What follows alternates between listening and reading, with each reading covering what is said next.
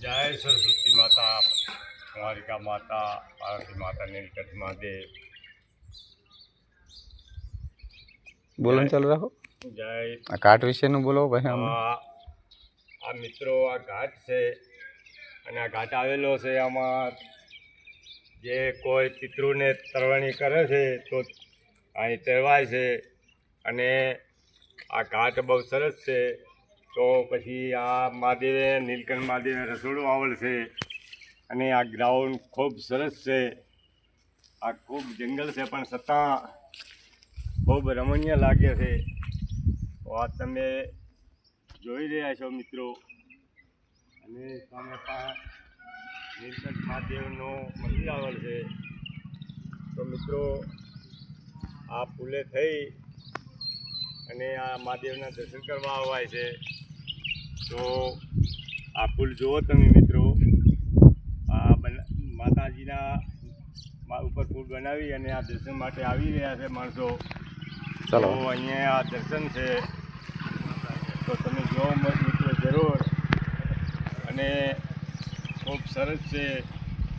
તો આ ઉત્પત્તિ એકદમ આવેલી છે ભગવાન શિવની, અને કુંવરમાંથી ગાયો ચારવા આવતા હતા, અને એક ગાય અહીં રોજે રોજ આવીને મહાદેવ ઉપર દૂધ આપતી।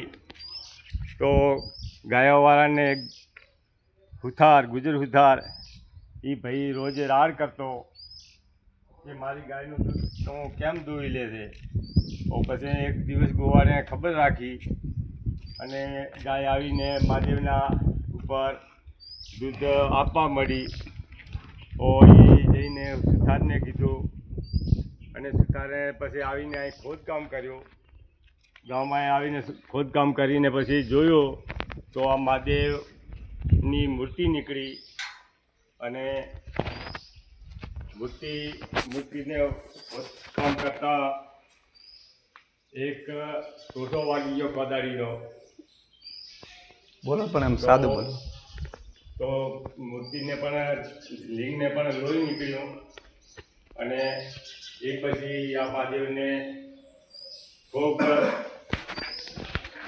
જ્ઞાનથી ખોદી અને એમને મંદિર બનાવ્યું, અને આ મંદિર છે।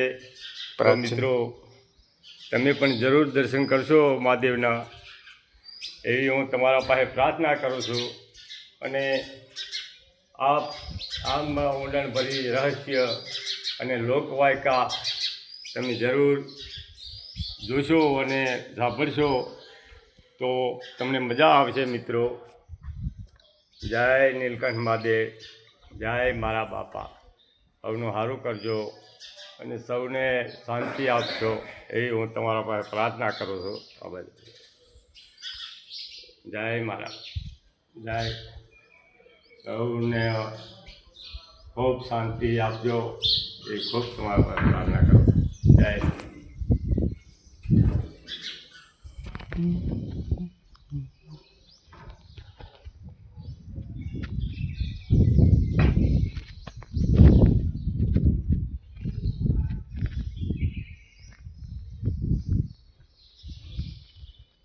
જુઓ દાદાનું વિશાળ રસોડું પ્રસાદ માટે।